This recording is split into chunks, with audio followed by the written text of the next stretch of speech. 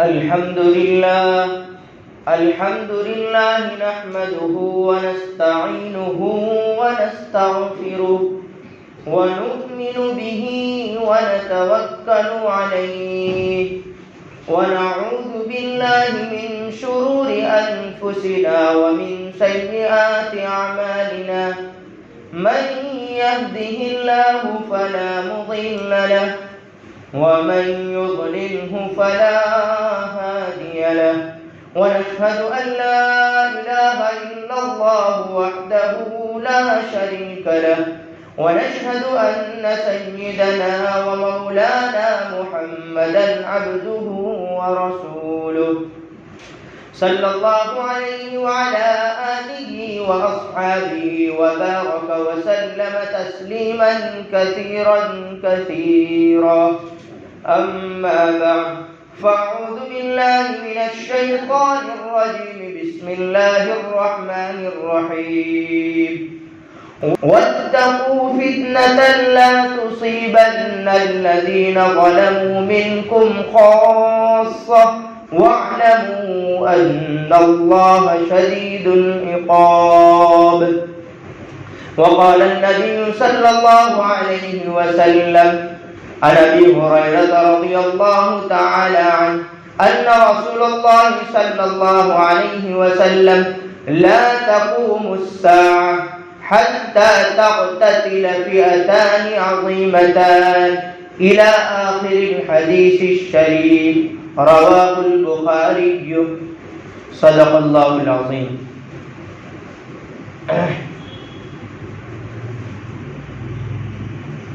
محترم عزیزوں بزرگوں بھائیوں، آج ہم سب کے اندر کمی اس بات کی ہے کہ ہمیں دنیا کے پیچھے اور دنیا کے پیچھے وقت دینے کا، کاروبار کے پیچھے وقت دینے کا ہمارے پاس وقت ہے، لیکن دین کی بات کو سننا، دین کی بات کو سمجھنا، دین کو جاننا اور شریعت کو جاننا اور جناب محمد رسول اللہ صلی اللہ علیہ وسلم کے لائے ہوئے مبارک دین کو سمجھنے کی ہمارے پاس کوئی وقت نہیں ہے، اور یوں کہیں کہ اس کی کوئی اہمیت آج ہمارے پاس نہیں ہے۔ اسی لیے بڑی دکھ کے ساتھ یہ بات کہنی پڑ رہی ہے کہ آج اسی کمی کی بنا پر پوری دنیا کے اندر آج ہم مسلمان پیچھے ہیں، کیونکہ ہمارے پاس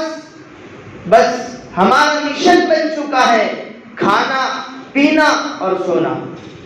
اس کے علاوہ ہمارا نہ کوئی آگے کی سوچ ہے، نہ ہمیں اپنی زندگی کی تیاری کا کوئی وقت نکال رہے ہیں، نہ ہمیں یہ احساس ہے کہ کل قیامت کے دن مجھے رب ذوالجلال کے سامنے کھڑا ہونا ہے اور جناب محمد رسول اللہ صلی اللہ علیہ وسلم کے سامنے مجھے کھڑا ہونا ہے اور مجھے میرے نامہ اعمال کا ایک ایک حساب میرے سامنے رکھا جائے گا۔ اس وقت میرے نبی بھی سامنے ہوں گے، پروردگار عالم ایک ایک چیز کا ہم سے حساب لے گا۔ اس کا بھی ہمارے پاس نہ کوئی کیلکولیشن ہے، نہ کوئی اس پر ہم محاسبہ کر رہے ہیں کہ اس پر غور کریں، سوچیں۔ اس لیے آج ہم دنیا کے اندر سب سے پیچھے ہیں۔ میں نے ابھی کلام مجید کی آیت کریمہ پڑھی ہے، اللہ اس میں فرما رہا ہے وَاتَّقُوا فِتْنَةً لَا تُصِيبَنَّ الَّذِينَ ظَلَمُوا مِنْكُمْ خَاصَّةً وَاعْلَمُوا أَنَّ اللَّهَ شَدِيدُ الْعِقَابِ۔ اللہ فرما رہا ہے اور جب عذاب آئے گا تو اس کے اندر سے خالی برے لوگوں پر نہیں آئے گا بلکہ ان کے ساتھ اچھو پر بھی آئے گا۔ اچھو کے پاس کیوں آئے گا؟ اچھو کے اوپر کیوں آئے گا؟ اب مفسرین نے اس کی بہت ساری تفسیریں کی ہیں۔ ابن کثیر رحمۃ اللہ علیہ نے لکھا ہے کہ اچھو کے اوپر بھی عذاب الہی اس لیے آئے گا کہ وہ برے لوگوں کو بری باتوں سے نہیں روک رہے تھے،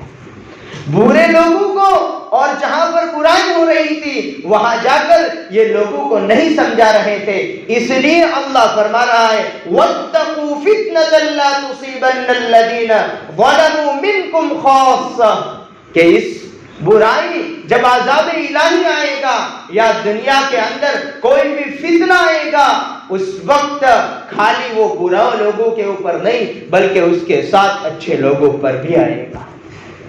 یہ قرآن کی آیت ہمیں درس دے رہی ہے، اور نبی علیہ السلام کی ایک احادیث مبارکہ کا ٹکڑا آپ کے سامنے پیش کیا ہے۔ جناب محمد رسول اللہ صلی اللہ علیہ وسلم کی ایک طویل حدیث شریف ہے جس کو ابو ہریرہ رضی اللہ تعالیٰ عنہ نے روایت کیا ہے، اور امام بخاری نے اپنے بخاری شریف نے باب الفتن کے ماتحت اس روایت کو لائے ہیں۔ اور اللہ کے نبی صلی اللہ علیہ وسلم نے اس حدیث شریف کے اندر قرب قیامت میں آنے والے تمام فتنوں کے احوال بیان کیے ہیں کہ قرب قیامت کیسے کیسے فتنے اٹھیں گے اور دنیا کو کس فتنوں سے دوچار ہونا پڑے گا اور دنیا کو کیسے حالات کا سامنا کرنا پڑے گا، یہ اللہ کے نبی صلی اللہ علیہ وسلم نے اس حدیث شریف کے اندر پوری تفسیر سے بات بتائی ہے۔ لیکن اس حدیث شریف پر مختصر روشنی ڈالو اس سے پہلے کچھ میں آپ کے سامنے تمہیدی بات رکھنا چاہتا ہوں۔ قرآن کریم کے مطالعے اور احادیث نبی علی نبینا علیہ الصلوۃ والسلام کے مطالعے سے یہ بات سمجھ میں آئی ہے کہ اللہ نے دنیا کے اندر جب جب تبدیلی لانا چاہا ہے اور جب جب دنیا کے حالات کو، دنیا کے حالات جو دنیا کے اوپر آتے ہیں لوگوں کے اوپر، اس سے نکالنا چاہا ہے، اس سے پہلے اللہ نے ان لوگوں پر حالات بھیجے ہیں، اور حالات کی سب سے بڑی وجہ یہ ہے، قرآن کریم کی آیت ہمیں درس دے رہی اور بتا رہی ہے، قرآن پاک یوں کہہ رہا ہے کہ جب تک ہمارے اندر وہ تبدیلی باقی تھی اور ہمارے اندر اپنی جگہ پر ہم دین پر قائم تھے اور ہم اپنی جگہ پر شریعت و سنت پر مکمل عمل کرنے والے تھے، اللہ فرما رہا ہے وہ تمام چیزیں تمہارے ہاتھ میں تھی، قصور کسی اور کا نہیں ہے، قصور میرا اور آپ کا ہے کہ ہم نے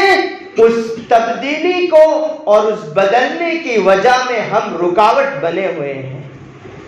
آج ساری دنیا کے تمام ملک اس بات پر غور کر رہے ہیں کہ دنیا اور یہ حالات ایک بڑی کروٹ لے رہے ہیں اور دنیا بالکل تبدیل ہونے والی ہے، لیکن اس تبدیلی کی کوشش ساری دنیا کی قومیں کر رہی ہے، مگر مسلمان ابھی بھی اس تبدیلی لانے کے لیے ابھی تک بھی بیدار نہیں ہوا ہے، بلکہ ابھی بھی وہ سویا ہوا ہے۔ اس کو نہ اس بات کا احساس ہے کہ شریعت کے ساتھ مذاق کیا جا رہا ہے، اس کو نہ اس بات کا احساس ہے کہ قرآن کریم کے اندر تبدیلی کی جا رہی ہے، اس مسلمان کو اس بات کا بھی احساس نہیں ہے کہ شریعت کے قانون کو توڑ کر، دین کے قانون کو توڑ کر اس کے اندر بدلنے کی کوشش کی جا رہی ہے۔ لیکن یہ مسلمان کو اگر فکر ہے تو اپنے کاروبار کی ہے اور اپنے گھر کی ہے، کھانے کی ہے، پینے کی ہے، بلکہ اس کو اس بات کی فکر نہیں ہے کہ جناب محمد رسول اللہ صلی اللہ علیہ وسلم کے لائے ہوئے دین کا آج مذاق اڑایا جا رہا ہے، اور اسی دین کے نام پر آج لوگ اس مسلمان قوم کا مذاق اڑا رہے ہیں۔ اور اسی کی تفسیر میں اور مزید بات کہہ دوں، میرے بھائیوں، اللہ ہم پر حالات بھی لا رہا ہے، زلزلے بھی آ رہے ہیں اور شدید قسم کے حالات سے بھی دوچار کر رہا ہے، لیکن یہ ساری چیزیں ہمارے ساتھ کر رہا ہے۔ میرے بھائیوں، اللہ تبارک و تعالی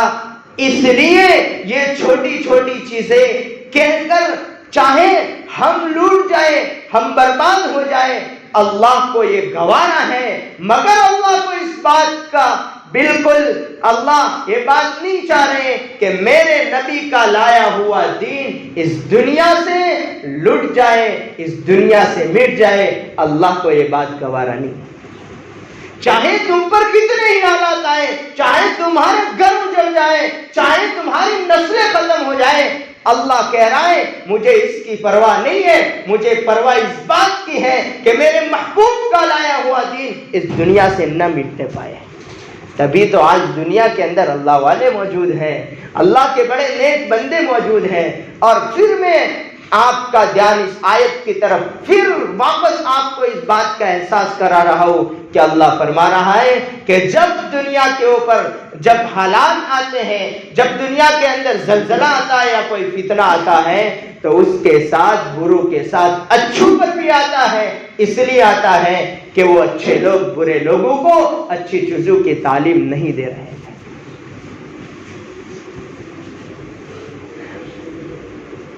مسلمانوں، ہمیں اس بات کا احساس کرنا ہے، اس بات کا عہد کرنا ہے کہ بالکل قرآن ہمارے سامنے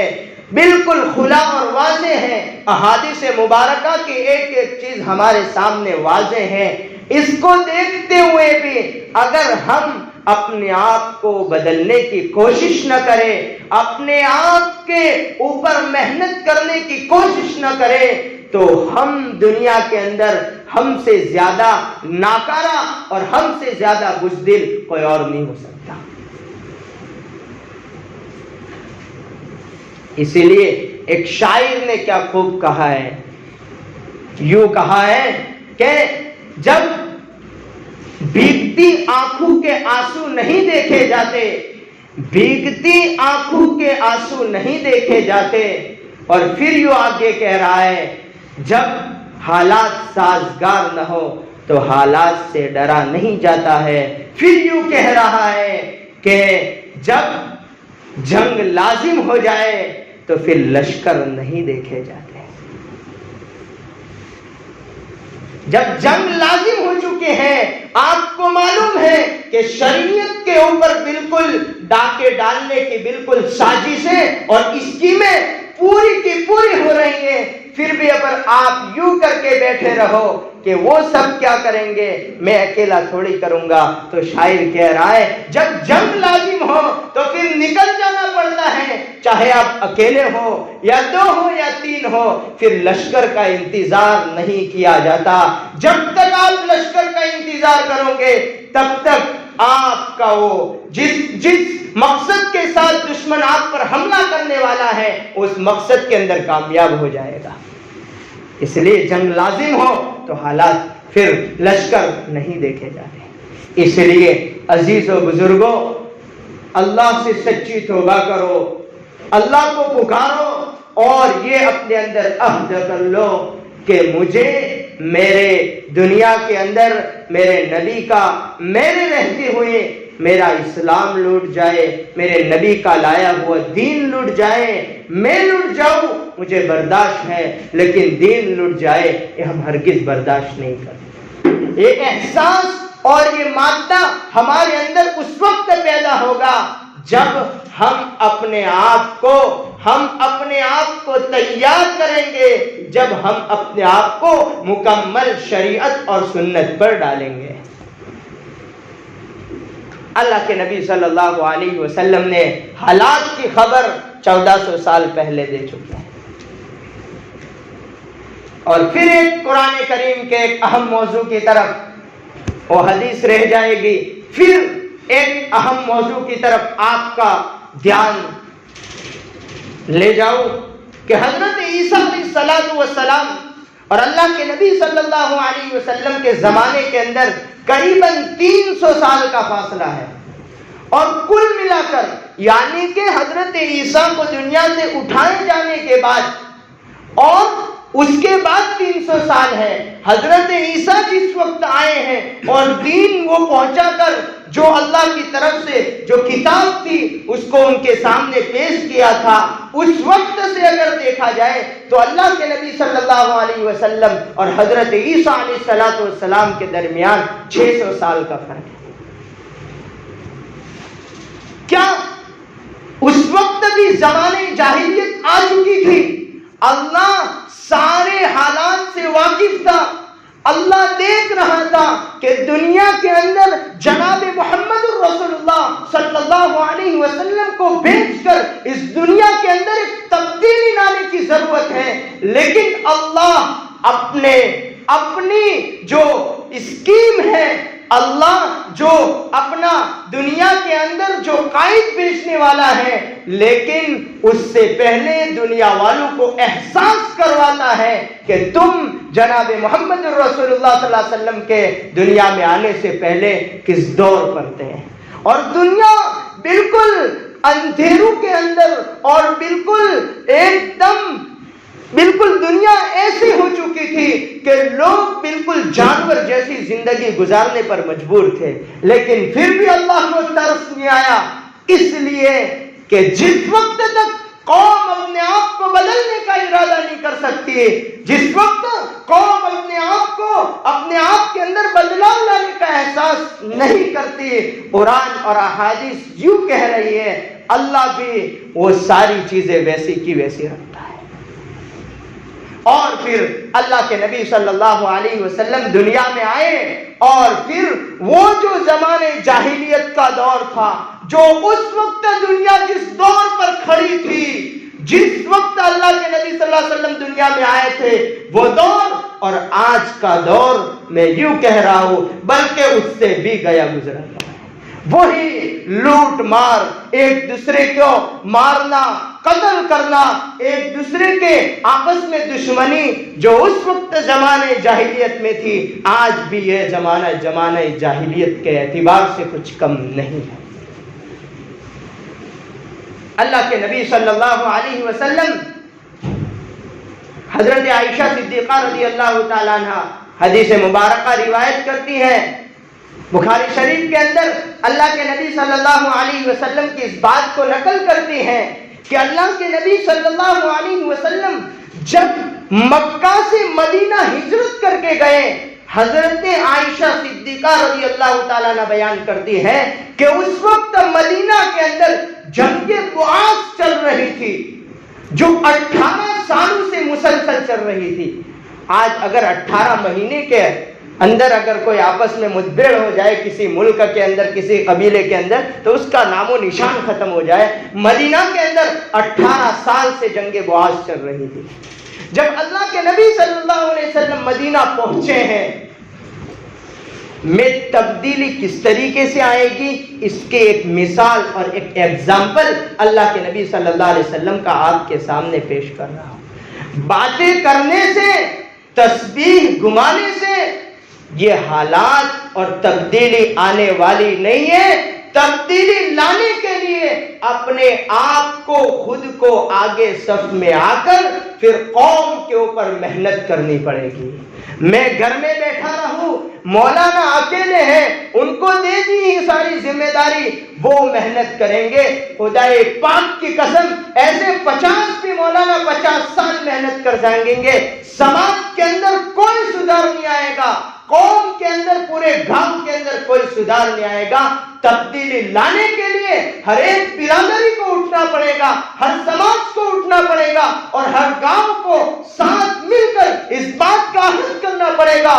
بہت ہو چکی بے حیائی، بہت ہو چکی عیاشی، بہت ہو چکے اللہ کو ناراض کرنے والے اعمال، بہت ہو چکے جناب محمد رسول اللہ صلی اللہ علیہ وسلم کو تکلیف دینے والے اعمال، بہت ہو چکا۔ اب تو ہمیں اس بات کا عہد کرنا ہے اور اس بات کا یقین دلانا ہے کہ ہم سب کو آگے مل کر اور بیٹھ کر اس بات کا عہد کرنا پڑے گا، سماج کی ایک ایک برائی کو کس طریقے سے ختم کیا جائے۔ اللہ کے نبی صلی اللہ علیہ وسلم مدینہ جب پہنچے ہیں میں نے اس واقعے کو جب میں تاریخ بتا رہا تھا، سن پہلے ہجری جب بتائی تھی، اس وقت اس واقعے کو بتایا تھا، شاید آپ بھول گئے ہو۔ جب پہنچے ہیں تو دیکھو قوم کے اندر تبدیلی اس وقت آتی ہے۔ پھر آپ کو بتا رہا ہوں حضرت عیسیٰ علیہ السلام کی جو مثال دی، اس کے بعد ایک دوسری بھی مثال آپ کو احادیث مبارکہ کی دے رہا ہوں۔ جب تک وہ اس قوم کے اندر ایک ذرہ برابر بھی احساس اور یوں پیدا ہو جائے کہ مجھے بدلنا ہے، تب آ سکتی ہے، ورنہ مولانا کی اس پر ہزاروں تقریریں ہو جائے، احادیث مبارکہ کا ایک ایک چیپٹر آپ کے سامنے کھول دے، لیکن جب تک آپ اپنے دل کے اندر، اپنے دماغ کے اندر اس بات کو نہیں لیں گے، تب تک میرا یہاں پر بیٹھ کر چلانا ہزاروں سال تک بھی کوئی فائدہ مند نہیں ہوگا۔ حضرت اللہ کے نبی صلی اللہ علیہ وسلم جب مدینہ پہنچے ہیں تو سب سے پہلے سماج کی برائیوں کو اور مدینہ کے اندر اس بڑھتی ہوئی جو جنگ چل رہی تھی، یعنی کہ جو آپس میں دشمنیاں چل رہی تھی، جس کو سماج ود کہا جاتا ہے، جس کو سماج کی برائیوں کو ختم کرنا کہا جاتا ہے، اس سے پہلے اس سے اللہ کے نبی صلی اللہ علیہ وسلم نے جا کر سب سے پہلے اس پر کام کیا ہے، اور باقاعدہ اس کے دفعات بنے ہوئے ہیں، اور اس کے اوپر باقاعدہ 40 جو دفعات ہے اس پر باقاعدہ کتابیں لکھی گئی ہیں۔ جو اس وقت ایگریمنٹ ہوا تھا مدینہ کے اندر، اس میں یہود کے قبائل بھی تھے، یہاں سے گئے ہوئے مہاجرین کے لیڈر اللہ کے نبی صلی اللہ علیہ وسلم تھے، مدینہ کے انصار بھی تھے، اطراف سے آئے ہوئے چھوٹے چھوٹے گاؤں کے تمام لیڈرز بھی اس میٹنگ کے اندر اور اس ایگریمنٹ کے اندر شامل تھے۔ اور اس ایگریمنٹ کی سب سے پہلی بات یہی ہوئی تھی کہ ہمیں مدینہ کو پرامن بنانا ہے، سماج کو پرامن بنانا ہے، سماج کی ایک ایک برائی کو مٹانا ہے، سماج کے اندر بڑھتے ہوئے شعلوں کو اور دشمنیوں کو ختم کرنا ہے۔ اور اس پر ایک یہودی نے اس پر لبیک کی تھی اور اپنی بات کی شروعات یوں کر کے کہی تھی، محمد آپ مدینہ میں آئے ہو تو ہم نے آج جو یہ جتنے مدت آپ رکے ہو، ہم میں سب سے بہتر آپ کو پایا ہے۔ ارے جو یہودی قوم اللہ کے نبی صلی اللہ علیہ وسلم کی پہلی ملاقات کے اندر یوں کہنے پر بس ہو جائے کہ نبی آپ ہمارے حکم بن جاؤ، او قوم تم کس کے پیچھے بھاگ رہے ہو، کس لیڈروں کے ساتھ اور کس لیڈروں کے پاس یوں سمجھ رہے ہو کہ لیڈر ہمارا کام حل کر دے گا۔ ہمارا سب سے بڑا لیڈر 1400 سال پہلے ہمارا احادیث نبی اعلیٰ نبینا علیہ السلام کے ذریعے ہمیں پیغام اور درس دے کر گئے ہیں کہ اس احادیث کو، قرآن کریم کو لے کر اس کی تعلیمات کو تم فالو کرنا، دنیا کی کوئی طاقت تمہیں نہیں توڑ سکے گی۔ اور یہی مثال اس وقت پیش آئی کہ اس وقت کے جو قبیلے تھے تمام نے اس بات پر ایگریمنٹ کیا کہ ہمارے حکم حضرت محمد صلی اللہ علیہ وسلم۔ حکم کا مطلب یعنی جو بات کا فیصلہ ہوگا، تمام لوگوں کی رائے آئے گی، امیر وہ آپ ہوں گے۔ اللہ کے نبی صلی اللہ علیہ وسلم نے خوشی خوشی اس کو قبول کیا، اور وہ پوری تفسیر میں نہیں جاتا۔ اس واقعے کا اور اس ایگزامپل کا اور اس مثال دینے کا مطلب یہ ہے، مسلمانوں اپنے اندر احساس پیدا کرو، جو قوم ہمارے نبی علیہ السلام کے ایگریمنٹ پر عمل کرنے کے تیار ہو جائے، ہم نے تو اس نبی کا کلمہ پڑھا ہے، اس نبی کی امت میں پیدا ہوئے ہیں۔ اسی لیے اس سے پہلے میں نے ایک اور بات کہی کہ اللہ ہم پر حالات بھی آتے ہیں اور زلزلے بھی آ رہے ہیں، دنیا کے اندر بہت ساری چیزیں آ رہی ہے، اللہ کو یہ سب کچھ برداشت ہے، ہم لٹ جائیں، ہم اجڑ جائیں، اللہ کو یہ برداشت نہیں ہے کہ میرے محبوب کا لایا ہوا دین اس دنیا سے مٹ جائے، اس دنیا سے اجڑ جائے۔ میرے بھائیوں، عزیز مسلمانوں، نوجوانوں، اپنے آپ کے اندر ایک احساس پیدا کرو، ایک تبدیلی پیدا کرو۔ مجھے تو آج تک وہ تبدیلی نظر نہیں آئی، واللہ عالم، پھر آپ کس گفا کے اندر اور کس جنگل کے اندر اللہ کے سامنے سجدہ کرتے ہو وہ تو اللہ ہی بہتر جانتا ہے. گھر کے کس کونے کے اندر اللہ کو یاد کرتے ہو, ہم تو اتنا اچھا آپ پر گمان رکھتے ہیں. باقی مسجدیں اللہ نے, جس کو اللہ نے اپنا گھر کہا ہے, مسجد اللہ کو یاد کرنے کے لیے بنائی جاتی ہے. ہر قوم اپنی عبادتیں اپنی اپنی عبادت گاہوں میں جا کر ادا کیا کرتی ہے. مسلمانوں, تمہاری عبادت گاہیں مسجدیں ہیں, اس کو ویران کرو گے تو کبھی بھی آپ کامیاب نہیں ہو سکتے, کبھی بھی آپ کے اندر تبدیلی اور چینجنگ نہیں آ سکتی. پھر میں نے اللہ کے نبی صلی اللہ علیہ وسلم کی جو احادیث مبارکہ جو قرب قیامت پر پڑی تھی اس پر تو میں بات کر ہی نہیں سکا ہوں, اس لیے کہ بات اسی پر مجھے ختم کرنی پڑے گی. اللہ نے اگر زندگی دی اور آئندہ موقع رہا تو انشاءاللہ اگلے جمعہ میں اس احادیث مبارکہ پر, جس کو باب الفتن کے اندر بیان کیا ہے امام بخاری نے, اس پر انشاءاللہ بات کریں گے. وآخر دعوانا ان الحمد للہ رب العالمین.